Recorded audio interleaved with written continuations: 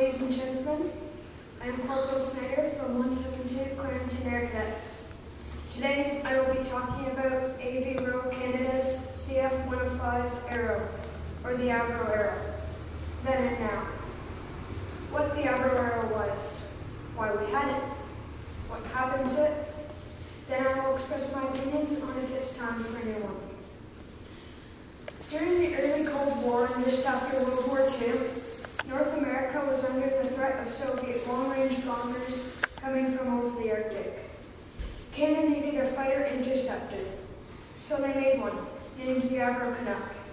The Canuck did not satisfy the needs of Canada's defense. They needed something that could match the velocity and altitude of Soviet bombers. There was a growing gap between what we had and what we needed. AV was an already existing Canadian manufacturer of military and civilian aircraft. On behalf of the Royal Canadian Air Force, AV was commissioned to design and build a fighter interceptor that would close that gap.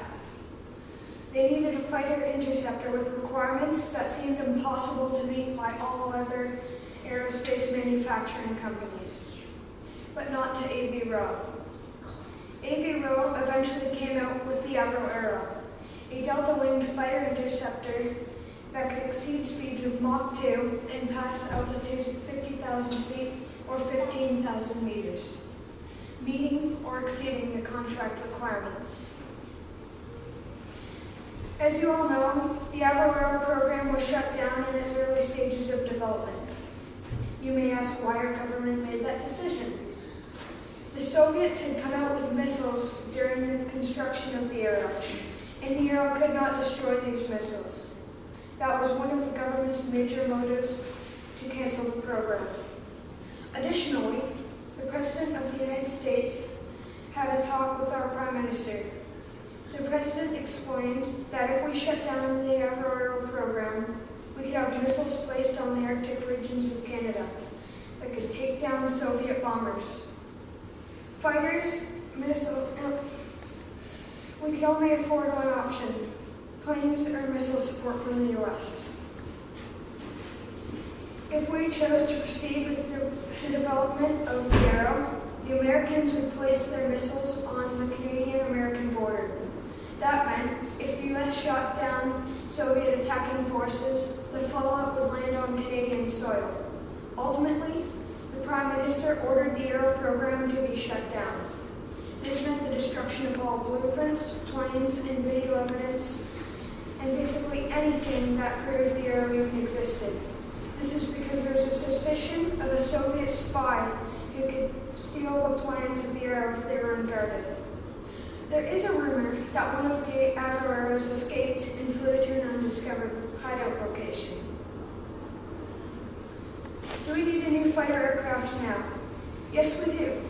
Our current F-18 Hornets are not matching the performance of our enemy's aircraft. Example, insufficient velocity, altitude, or weapons capabilities. Also, the F-18s are getting old and we can't just keep on repairing them forever. A new aircraft would have to have superior velocity and altitude capabilities than our enemies have. Also, they would have to be able to fire and hold more sophisticated weapons than our current F-18s can. Once again, we have a gap between what we have and what we need. We need something to fill this gap. Could a new Aero or Canadian-made plane do the trick? Yes, it could. But there is a problem with this. Canada's military aircraft industries have been disappearing after the Aero program was shut down. We could rebuild the industry, but there's no point when aircraft like the F-35s are available from the Americans. The F-35 meets all the requirements we are asking for. This is what Canada needs. Canada is involved with the development of the F-35 program. There are other options, such as the Eurofighter Typhoon, the Dassault Rafale, Saab's Gripen, and finally Boeing's Super Hornet. The Canadian government has asked for feedback from each of these companies. Indications are that any of these aircraft could fill the current gap. My heart would love to see a new Aero fly, But my mind knows that with so many options, it's just not practical. Thank you.